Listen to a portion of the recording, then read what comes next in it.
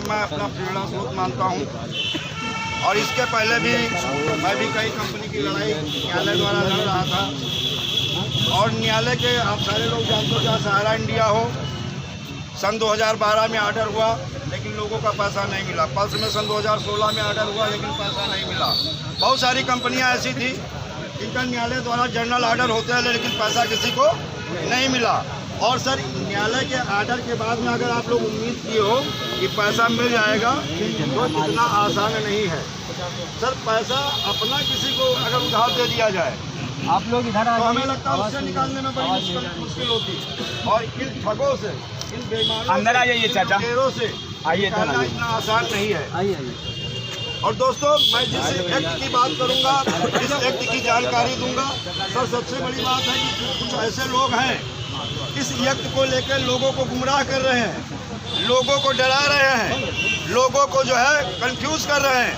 तो सर, इस एक्ट में ऐसा कोई कंफ्यूजन नहीं है, गुमराह होने की ज़रूरत नहीं है। और कुछ लोग कहते हैं सर मैंने अध्ययन किया है, इसमें प्रमोटर के ऊपर राइट बनता है, जो प्रमोटर है वो भी जेल जाएगा। तो सर, पहली चीज़ तो मैं आपको ये बताना चाहता हूँ, जो कुछ एजेंट हैं बताते सर मैंने इसका प्रचार किया था, इस कंपनी का प्रमोटर हूँ।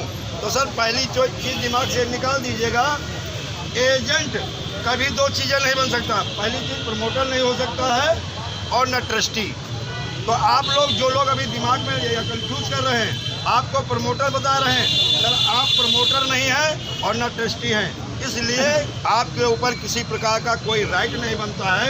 ये एक्ट हर पीड़ित कार्यकर्ता, हर पीड़ित जमाकर्ता को सुरक्षा देता है, भुगतान का दावा देता है और आपका भुगतान करा सकता है, लेकिन किसी एजेंट को या जमाकर्ता को इसके तहत जेल नहीं भेजने वाला। ये एक्ट केवल उनके लिए बना है जो आप लोगों को छल कपट के द्वारा आप लोगों को ठगा है, जो बुरी नीयत के साथ आप लोगों का निवेश कराया है। और सर, आज जान लीजिएगा, हम लोग जो बोलते हैं ना हम एजेंट हैं, हम कार्यकर्ता हैं, तो सर एक चीज़ जान लीजिए, आप भी विक्टिम हो। विक्टिम का मतलब समझ रहे हो, छल कपट द्वारा कंपनी ने जिससे अपना पहला शिकार बनाया है वो हो आप लोग। इसलिए आपको डरने की ज़रूरत नहीं है, आप स्वयं पहले जमा करता है, तो घबराइएगा नहीं। और सर एक चीज़ है, हिंदुस्तान में बहुत सारे ऐसे ऑर्डर भी मैंने देखे, बहुत सारे एक्ट भी देखे, उनका बहुत सारा अध्ययन किया। और सर मान लो सन 2016 से मैं लगातार कई कंपनियों की लड़ाई लड़ रहा हूँ न्यायालय में। उन ऑर्डरों के बाद क्या क्या हुआ, क्या क्या होने वाला है, सर ये ऑर्डर होते रहेंगे लेकिन आपका भुगतान मिलने वाला नहीं है। लेकिन जिस समय हमारी और हमारे राष्ट्रीय संयोजक मदन लाल सर की एक छोटा सा कागज़ था जिस पर लिखा था अनियमित जमा योजना पाबंदी कानून सन 2019, और उसमें ये भी लिखा हुआ था कि आपके पैसे का 180 कार्य दिवस में भुगतान करने के लिए ये एक्ट या इस एक्ट के तहत आपको 180 कार्य दिवस में आपका पैसा मिल जाएगा। फिर सर उस कागज़ के बाद सर का मैंने नंबर खोजा, नंबर खोजने के बाद में फिर संपर्क किया। आज जैसा संपर्क हुआ, दूसरे दिन हम जो है ठगी पीड़ित जमाकर्ता परिवार तब जब संगठन के मेंबर बन गए। और मेंबर बनने के बाद में हमारे सर ने भी जिस संगठन की शुरुआत की थी सर, मात्र चंद लोगों के साथ किया था। धीरे धीरे करके आज अगर देखा जाए, ठगी पीड़ित जमाकर्ता परिवार पूरे हिंदुस्तान में जो इनका कारवा, जो इनका संगठन हो गया है, वो लगभग 1 लाख प्लस का हो गया है, 1 लाख प्लस है। और से अक्सर हम कहते हैं सर, इस एक्ट में ये सच्चाई है। बहुत सारे लोग अभी भी क्वेश्चन करते हैं, मैंने गहरा अध्ययन किया है। सर आप FIR इसके पहले भी जो हुई हो, किसी के पास कापी हो तो उन्हें FIR को चेक कर लेना, उसमेमें 2 ही 3 धाराएँ लगी होती हैं, 420, 406, 419, 467, 468, 504, 506 ऐसे लगी होंगी। और इन धाराओं को अध्ययन करके देख लेना सर, इसमें जो कुछ है, इसमें सीधा सीधा एक चीज़ हुआ है कि आप से जिसने ठगी की, डायरेक्टर हो या CMD हो या प्रमोटर हो या जो भी ठग हो, उसको 2 साल से लेके 8 साल से 10 साल की सज़ा होगी, 10 से 12 लाख का जुर्माना होगा। लेकिन ठगी पीड़ित का कब पैसा मिलेगा, कैसे पैसा मिलेगा, इन धाराओं में ऐसा कुछ नहीं है। हमारे समझ में आता, कुछ अधिवक्ता भी हैं, समझ रहे होंगे, इसमें ऐसा कुछ नहीं है कि पीड़ित जमाकर्ता का कब भुगतान होगा, कुछ ऐसा नहीं। भैया ने किसी ने कहा था छत्तीसगढ़ में लगभग भुगतान हो रहा है, वो सर 1978 चिटफंड एक्ट के माध्यम से हो रहा है। और सबसे बड़ी बात होती है अगर सरकार की नीयत अच्छी हो, जबकि देखा जाए चिटफंड एक्ट जो है पूरे हिंदुस्तान में लागू, इसके तहत FIR नहीं हो रही। आपके यूपी में यूपी PID एक्ट है सन 2016, इसके तहत FIR नहीं लिखी जा रही। FIR लिखी किस में जा रही? 420, 406, 419, 467। तो इससे भुगतान होने वाला नहीं है। और जबकि वर्ष एक्ट सबसे मजबूत एक्ट है और यही एक ऐसी एक्ट है जो आपके मतलब ये ऐसा नहीं है, ये सरकार को भी बाउंड करती है, सरकार की अथॉरिटी को भी बाउंड करती है और एक टाइम में यानी 180 कार्य दिवस में आपका भुगतान की गारंटी देती है। ये सर मैं नहीं कह रहा हूँ, ये एक्ट कह रहा है। और इसे लाया कौन था? भाजपा की सरकार में ही लाया गया है। और किस नियत से लाया गया था? शायद पीड़ित जमाकर्ताओं का कल्याण करने के लिए। अधिसूचना पूरे हिंदुस्तान में जारी हो गई है सर, केवल इसकी अभी अनुपालना नहीं हो पा रही है। उसी अनुपालना के लिए हमारे राष्ट्रीय संयोजक मदन लाल सर पूरे यानी 25 अगस्त 2022 उत्तराखंड से मिशन भुगतान भारत यात्रा की शुरुआत की है और अभी तक लगभग 6 स्टेट में ये मिशन भुगतान भारत यात्रा पहुंच चुकी है और कम से कम लाखों लोग इसके साथ में जुड़ गए। लेकिन सर एक चीज़ है, किसी को डरना नहीं है, किसी को घबराना नहीं। एक चीज़ हमें बहुत बड़ी कमी है, पुलिस का फोन आ जाता है हम घबरा जाते हैं, डर जाते हैं और पुलिस के डर के वजह से हम लोग कोई प्रार्थना पत्र भी नहीं देने जाते, जानते हैं पता नहीं पुलिस क्या पूछ लेगी।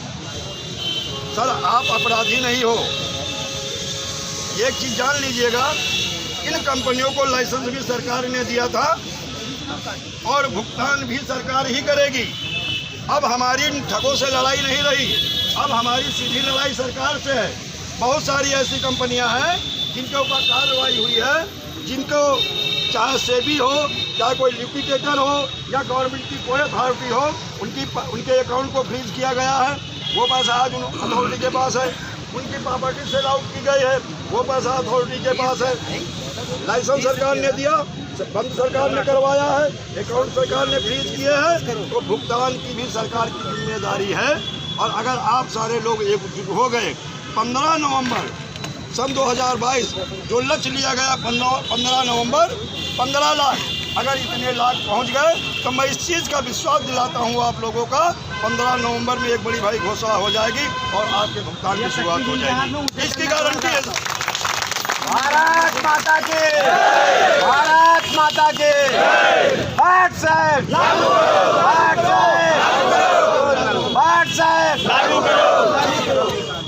हमारा पैसा ठगों को। बनाएंगे तो दोस्तों डिटेल बना ये चीज़ तो क्लियर हो गई, डरना किसी को नहीं। जब आज की डेट में सर डरते कि हमारे ऊपर FIR हो जाएगी, आपके ऊपर FIR नहीं होगी, इसकी गारंटी हम लेते हैं। लेकिन आप पहले चीज़ तो डरना बंद करिए, प्रार्थना पर ज़्यादा से ज़्यादा दीजिएगा। अब आप सोच लीजिएगा जिसके ऊपर हमारे हिंदुस्तान में 250 FIR हो गई है, जिसे पुलिस की संरक्षण मिला हुआ है, राजनीतिक संरक्षण जिसे प्राप्त है, 250 FIR होने के बाद में आज तक महाठग बेईमान मक्कार लुटेरे सुब्रत राय को आज तक पुलिस जेल नहीं पहुंचा पाई है। आपका कोई बाल बाका नहीं कर सकता। अगर अपराधियों को वो उनके ऊपर FIR है, उनको नहीं गिरफ्तार करें तो आप क्यों डर रहे हो? आपको डरने की जरूरत नहीं, जितना डरोगे उतना लोग डराएंगे। लेकिन एक चीज़ और कहना चाहेंगे सर, एक गड्ढे को भरने के लिए आप दूसरा गड्ढा गहरा मत करिएगा। यानी बहुत सारे लोग अभी गुमराह हैं, चाहे वो सहारा हो या टोगो रिटेल हो या अदर कंपनी है, वो ग्रुप आप ठग लोग क्या कर रहे हैं। सुब्रत राय के ऊपर जब सेबी ने रोक लगाया था तो केवल रियल इस्टेट, हाउसिंग डिवीज़न 2 ही सेक्टर थे। बाद में जैसे पैरोल पे बाहर आए, उस ठग ने कम से 6-7 कंपनियां बना करके 94,000 करोड़ का घोटाला किया और लोगों को लूट दिया। तो ठग बाहर रहेंगे तो आप लुटते रहोगे, और अगर ठग अंदर होंगे तभी आपके भुगतान का मार्ग नहीं खुल पाएगा। अभी कुछ लोग ठग का सपोर्ट कर रहे हैं, उससे बिल्कुल बचिएगा। कहते सर इस कंपनी में काम करोगे तो आपका पैसा भुगतान होगा, मैं सर कहता हूँ कभी नहीं होगा। आप एक गड्ढे भरने, एक लोगों की भुगतान दिलाने के लिए 4 लोगों को और बलि का बकरा बनाओ, और कल 4 की मिचोटी आएगी तो क्या करो, 40 को और फंसाओगे क्या? तो ये काम बंद करिए। और तरीका एक ही है, एक ही कानून है, एक ही नियम है। ये ब्रह्म शस्त्र मिल गया आपको, एक ऐसा अस्त्र मिला है जिसका निशाना भी अचूक है और एक समय सीमा के अंदर आपका भुगतान करवा सकता है। सर एक बार आप लोग अपने लिए ताली बजा लें, कुछ लोगों को नींद भी आ रही है। और एक चीज़ सर ये है, अगर आपका मिशन अच्छा है, उद्देश्य अच्छा है, आपकी नीयत अच्छी है, तो सर वो मालिक भी आपकी मदद करने वाला है। और अगर आप अपने लिए कुछ नहीं कर सकते हो तो अपने बच्चों के भविष्य के लिए सोचिएगा और इस मिशन, इस उद्देश्य से जुड़िएगा। हमें एक कविता हमेशा हम हर जगह बोलते हैं कि जब मिशन, उद्देश्य, लक्ष्य सब कुछ अच्छा होता है तो आपका मालिक भी मदद करता है, ईश्वर आपका साथ देता है। और कहते थे राष्ट्रपिता महात्मा गांधी जो थे, उनका एक ही उद्देश्य था, एक ही मिशन था, एक ही लक्ष्य था कि अपने देश को हमें आज़ाद कराना है। सर मिशन अच्छा था, पहले वो अकेले थे, लेकिन बाद में क्या हुआ, मैं अकेला ही चला था जानवे मंजिल की ओर, लोग जुड़ते गए वो कारवां बढ़ता गया। यही है, जब उद्देश्य अच्छा होता, जब जन कल्याण के लिए होता, समाज कल्याण के लिए होता, राष्ट्र के कल्याण के लिए होता है, तो आपके साथ लोग जुड़ते ही जुड़ते हैं। कहते मैं अकेला ही चला था जानवे मंजिल की ओर, लोग जुड़ते गए और कारवां बनता गया। कहते प्यार का पहला खत लिखने में कुछ वक्त तो लगता ही है, प्यार का पहला खत लिखने में कुछ वक्त तो लगता ही है, नए परिंदों को उड़ने में कुछ वक्त तो लगता ही है। अरे ये जिस्म की बातें नहीं, दिलों तक पहुंचना होगा और इतनी दूरी तय करने में कुछ वक्त तो लगता ही है। हो रही है पीर पर्वत सी पिघलनी चाहिए, इस हिमालय से कोई गंगा निकलनी चाहिए। मेरे दिल में ना सही, तेरे दिल में ही सही, हो कहीं पे आग, ये भुगतान की आग लगनी चाहिए, आग लगनी चाहिए, आग लगनी चाहिए। सर अब हम सारे लोगों को जागने की जरूरत है। कहते हैं सर कली को बेच देंगे, चमन को बेच देंगे, कली को बेच देंगे, चमन को बेच देंगे।